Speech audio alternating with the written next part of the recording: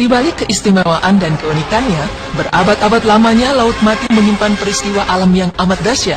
Peristiwa maha dahsyat tersebut bukan hanya membinasakan seluruh manusia yang tinggal di dalamnya, tetapi juga melenyapkan seluruh negeri hingga peradabannya.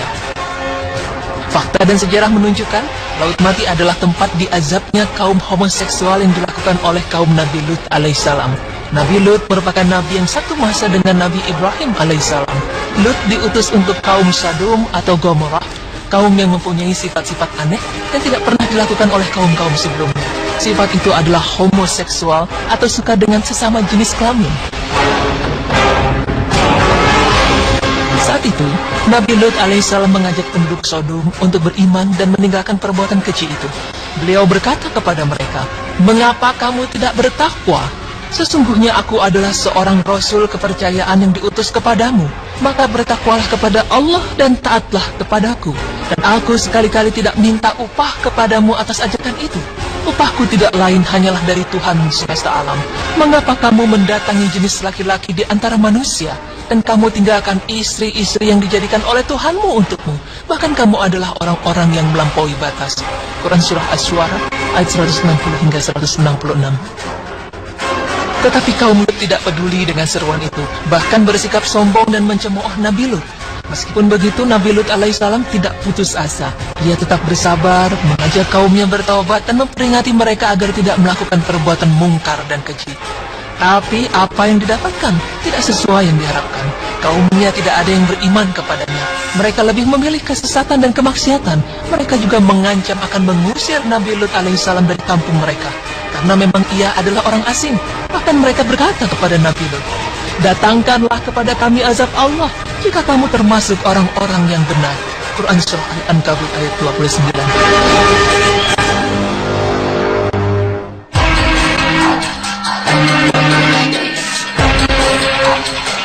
Di malam hari, Nabi Lut alaihissalam pergi meninggalkan negeri Sodom. Ketika tiba waktu subuh, Allah mengirimkan kepada kaum Sodom azab yang pedih yang menimpa negeri itu. Saat itu negeri tersebut bergoncang dengan goncangan yang keras. Seorang malaikat mencabut negeri itu dengan ujung sayapnya dan mengangkat ke atas langit. Lalu dibalikkan negeri itu, bagian atas menjadi bawah dan bagian bawah menjadi atas. Kemudian mereka dihujani dengan batu yang panas secara bertubi-tubi. Allah Ta'ala berfirman, "Maka ketika datang azab kami jadikan negeri kaum Lut itu yang di atas ke bawah, kami balikkan, dan kami hujani mereka dengan batu dari tanah yang terbakar dengan bertubi-tubi, yang diberi tanda oleh Tuhanmu. Dan siksaan itu tidaklah jauh dari orang-orang yang zalim." Quran Surah Hud ayat 82 hingga 83. Temuan purbakala hasil penggalian mengungkapkan, kota Sodom tersebut dibangun dekat Laut Mati, tepatnya di sepanjang perbatasan Israel dan Jordania. Para arkeolog yang bekerja di wilayah tersebut menemukan bukti telah terjadinya bencana mengerikan. Kerusakan parah pada rangka manusia yang berhasil digali menandakan telah terjadinya gempa bumi dahsyat.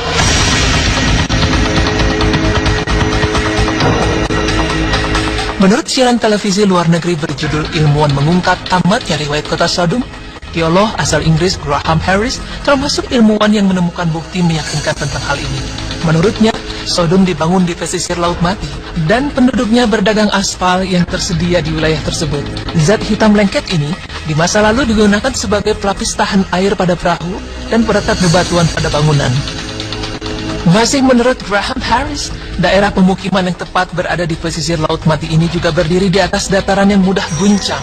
Ini adalah titik bertemunya dua lempengan tektonik yang bergerak berlawanan arah. Ini adalah zona gempa bumi. Lapisan lahar dan batu basal yang ditemukan selama penggalian adalah bukti terkuat telah terjadinya letusan gunung berapi dan gempa bumi di daerah tersebut.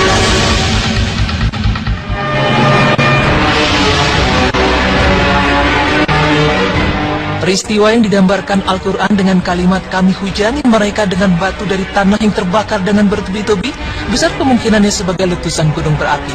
Peristiwa tersebut dilukiskan oleh ayat yang sama dalam kalimat "maka tatkala datang azab kami jadikan negeri kaum Lut itu yang di atas ke bawah." Sangat mungkin merujuk pada pecahan dan penghancuran akibat gempa bumi. Di bawah pesisir Laut Mati juga terdapat sejumlah besar timbunan kantung-kantung gas metana yang sifatnya mudah terbakar. Gempa bumi pastilah telah mengguncangnya dan menjadikannya terbakar. Permukaan tanahnya lalu berubah menjadi pasir yang mudah hanyut, dan terjadilah longsor besar yang menenggelamkan kota tersebut ke dalam air. Serangkaian percobaan ilmiah yang dilakukan di Universitas Cambridge membenarkan teori ini. Para ilmuwan membangun tiruan tempat berdiamnya kaum Lut di laboratorium dan mengguncangnya dengan gempa buatan. Sesuai perkiraan, dataran ini terbenam dan miniatur rumah tergelincir masuk dan terkubur di dalamnya.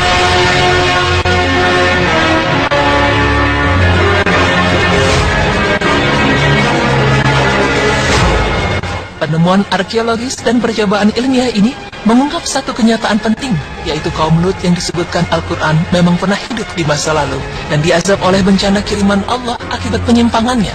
Semua bukti terjadinya bencana itu kini telah terungkap dan sesuai dengan pemaparan Al-Quran. Begitulah letusan dahsyat membinasakan mereka saat fajar tiba. Maka kami jadikan bahagian atas kota itu terbalik ke bawah dan kami hujani mereka dengan batu dari tanah yang keras. Sesungguhnya pada yang demikian itu benar-benar terdapat tanda kekuasaan kami bagi orang-orang yang memperhatikan tanda-tanda. Quran Surah Al-Hijr ayat 73 hingga 75. Demikian penjelasan mengenai laut mati.